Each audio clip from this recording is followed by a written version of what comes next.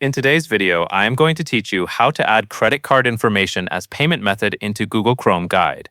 To begin, open Google Chrome on your computer. Make sure the browser is fully loaded so you can access the settings without interruption. Once Chrome is open, move to the top right corner of the browser window and click the three vertical dots. This opens the main Chrome menu, where you can access a variety of browser options and settings. From that drop-down menu, click Settings. After you are in Settings, look to the left sidebar and find the section called Autofill and Passwords. Click on it to expand the available options. In this area, you will see a setting called Payment Methods. Select that option to open the page where Chrome stores and manages saved payment information. On the Payment Methods page, look for the Add button next to the Payment Methods section. Click Add to open the form for a new card. This is where you will enter the details for the credit card you want Chrome to save.